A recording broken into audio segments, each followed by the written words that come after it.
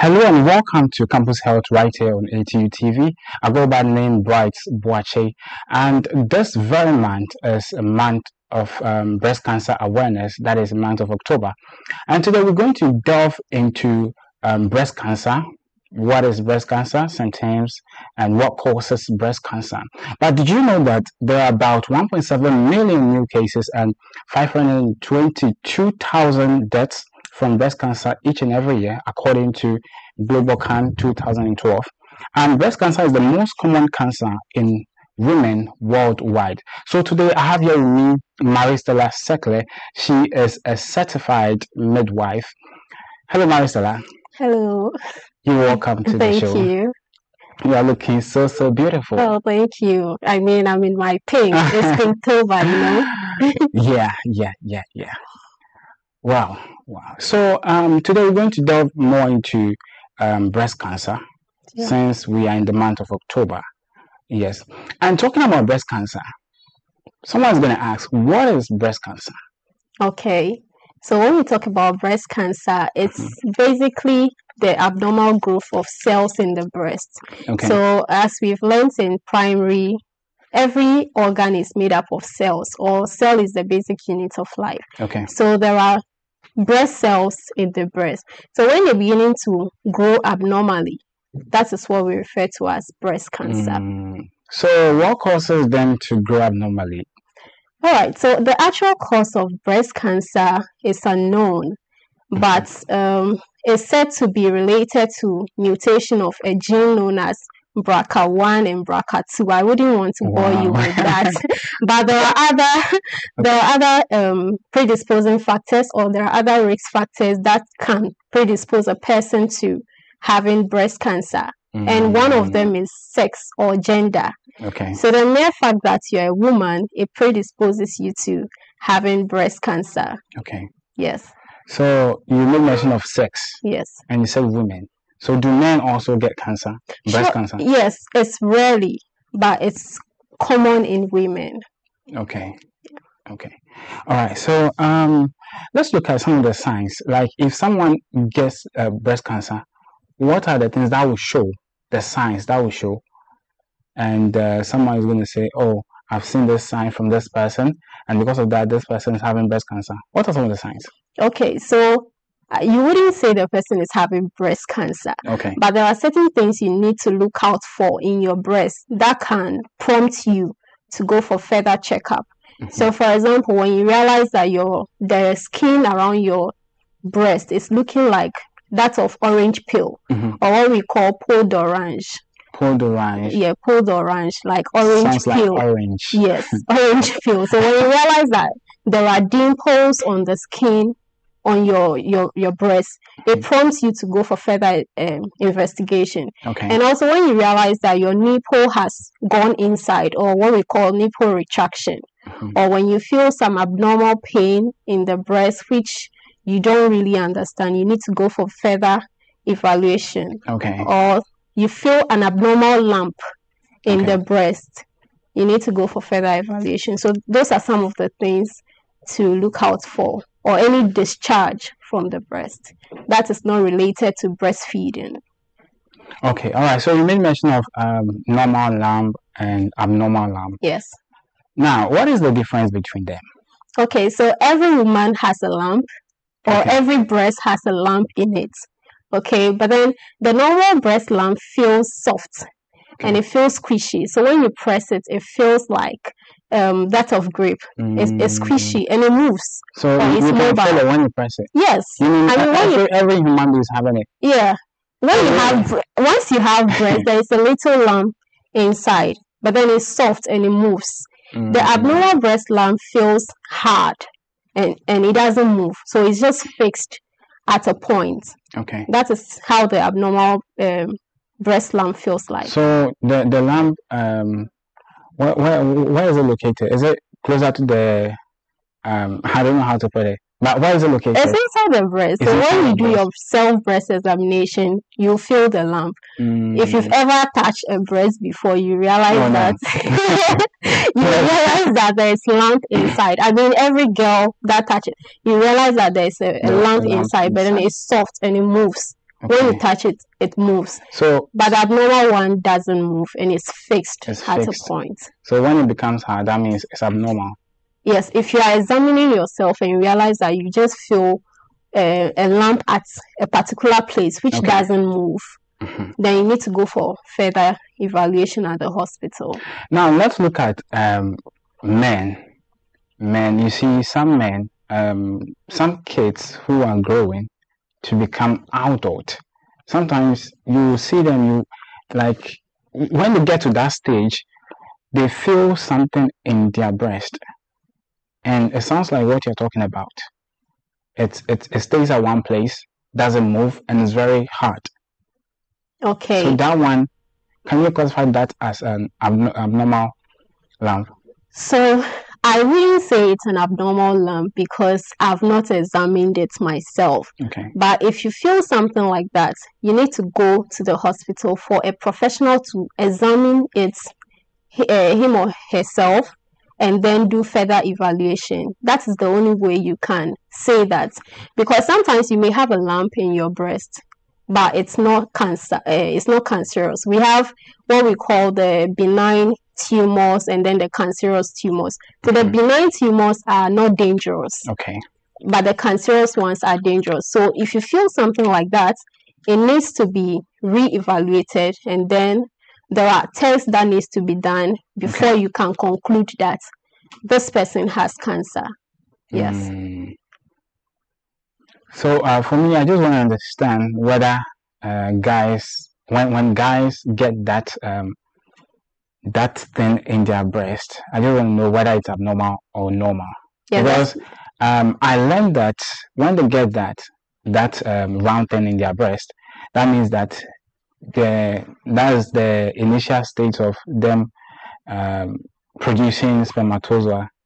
I don't know if you know about that. So when the human being is developing, there are changes that occur. Okay. So if you feel, that's what I'm saying, that before we can conclude that this is normal or abnormal, you need to go for evaluation at the hospital. All right. And sometimes when you press it, there's a little bit of water coming out from it. Like it looks something like white.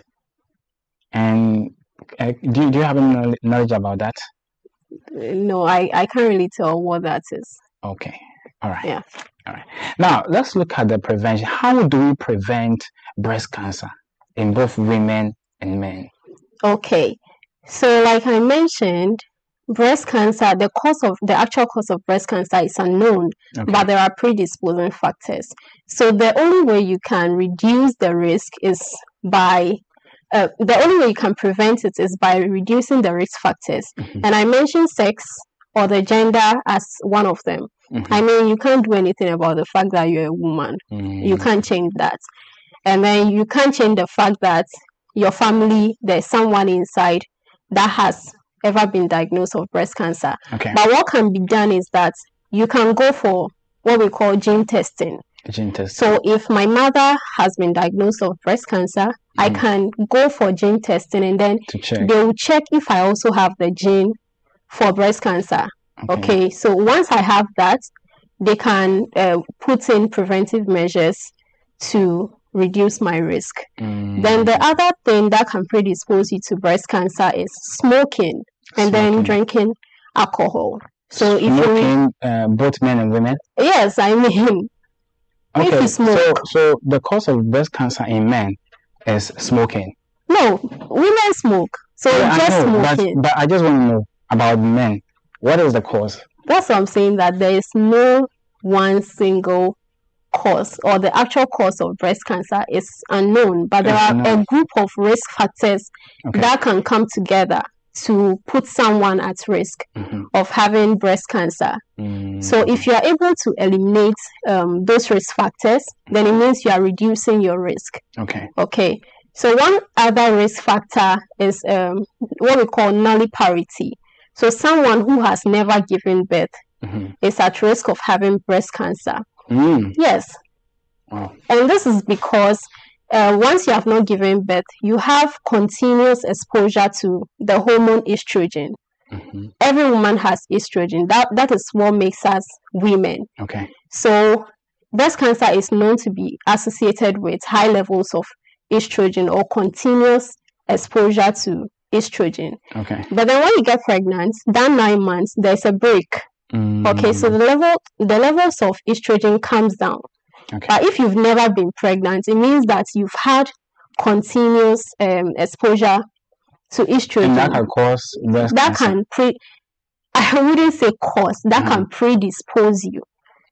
Okay, it puts you at risk of having breast cancer. Then if you've ever given birth and you've never breastfed, okay, that can also put you at risk, because breastfeeding helps to reduce the risk of breast cancer.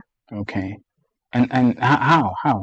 Can you explain that to us? So it's the same thing. When you are breastfeeding, your hormone level, your estrogen level is down. Okay. Prolactin is high.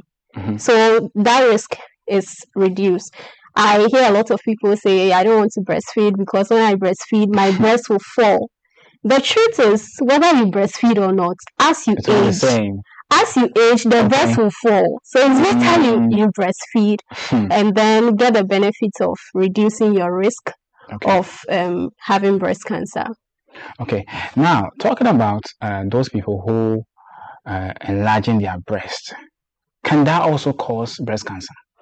Well, they have everything you do that is not natural has its side effects. Okay, so it could be one of the predisposing factors, because of course this hormone replacement therapy, and some people go for these hormones to look more feminine and all of that. Everything has its side effects. Even taking paracetamol has its side effects. So it's possible that can predispose you. So when you get breast cancer, I saw a woman on TikTok. Okay. I saw a woman on TikTok, and this woman, she has no breast. So when you get breast cancer, I don't know, it's breast cancer. Okay. Do they cut it or?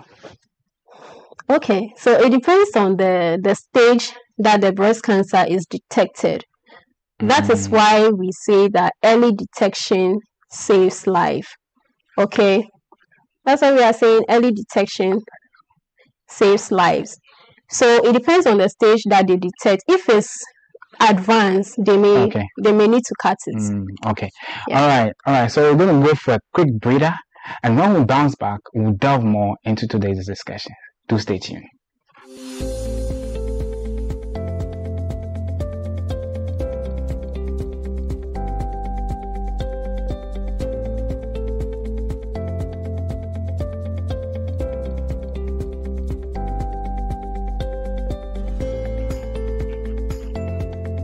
Welcome back from that breather. This conversation is getting more and more interesting. Now, I have an interesting question here. It's a very interesting question.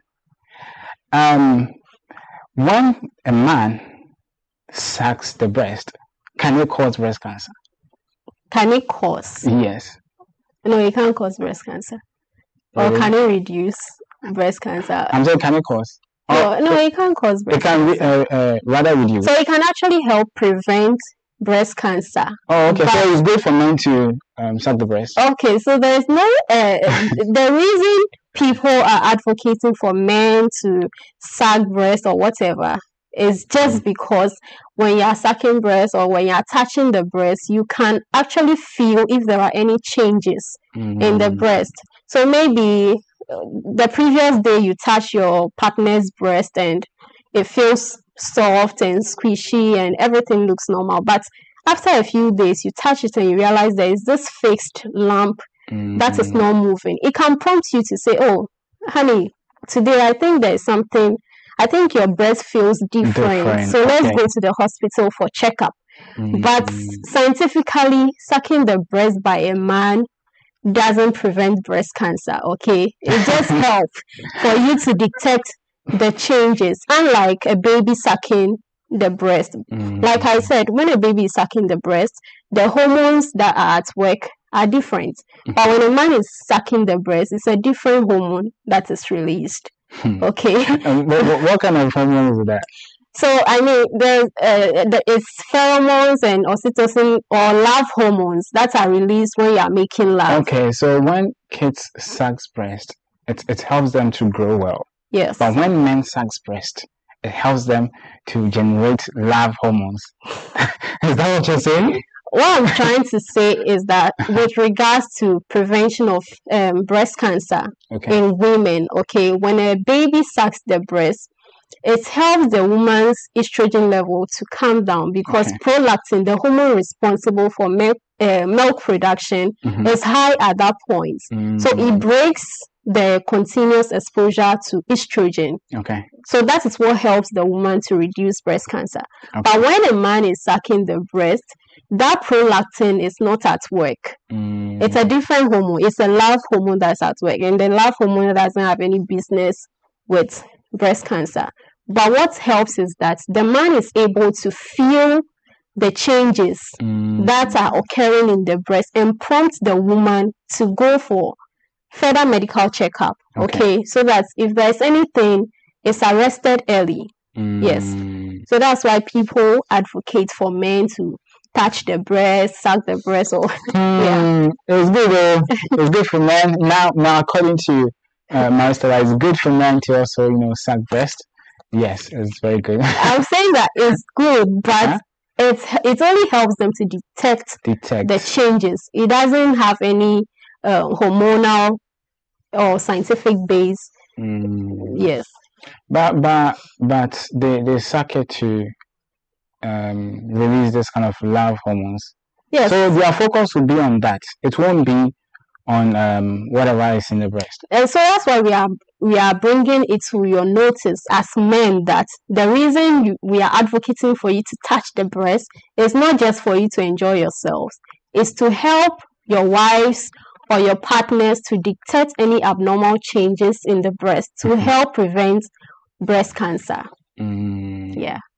All right. So apart from smoking, is there anything else that causes breast cancer in men? Okay, let me say both men and women. Okay.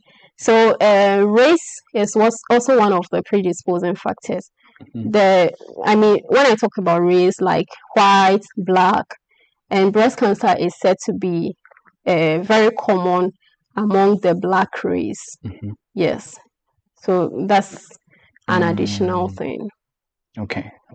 So anytime you see that your wife has this kind of orange-like breast, you should know that she's in a very big trouble. She's not in a very big trouble. She needs to have herself examined. Okay, exactly. When you say it like that, you are going to scare. Oh no, I'm not scared. No, you are going to scare because that can lead people to death. Yeah. So she's in a very big trouble. So what I'm trying to put out there is that the fact that you see those changes doesn't mean that automatically you have breast cancer. Okay. Further evaluation needs to be done. But when you see them, you need to go. Don't sit at home. You need to go for further evaluation. Okay. So you asked of other risk factors. One of them that we normally don't pay attention is hormonal contraceptives. Okay. And example, this emergency contraceptives. A lot of young ladies abuse emergency contraceptives, and that can put you at risk. Okay. You have sex today, you go for Postino2. You have sex today, you go for Lydia. And all those things can predispose you. So if you're interested in preventing pregnancy, there are other long-term methods that's family planning. Yes, family planning that you can use apart from instead of going for this emergency contraceptives all the time. Even some of the family planning methods, the hormonal ones, predispose you, so you need to be very careful. Wow. Wow. So men out there, it is good. It is good for you to help your wife in bed. I mean, not just in bed, but you know what I mean. All right, Marisol, your final words. Okay, so what I have to say is that we should all try very hard to do self-breast examination. Okay. So you can go on the internet, check how self-breast examination is done, or you can just lie down in bed, pass your hand around your breast, play with your breast to see if there are any changes. You can look in the mirror, see if one breast is beginning to outgrow the other. Okay. I mean, naturally, one breast is bigger than the other, but if you realize that it's growing abnormally, like it's becoming larger than the other, you need to be careful. Then when you see that the nipple has gone inside, all of a sudden the skin around your breast has changed, there's any discharge from the breast that is not related to breastfeeding, you need to seek medical attention. And you can also pass any you can pass any health facility. Since it's the month of breast cancer awareness, there are lots of examinations, free examinations going on, so you can visit any facility and have yourself checked. All right, thank you very much. You can visit any facility and then go check it's there. Yes, thank you very much for joining us in today's conversation. Marisela, thank you very much for sharing that with us. I'm so happy that you are in here.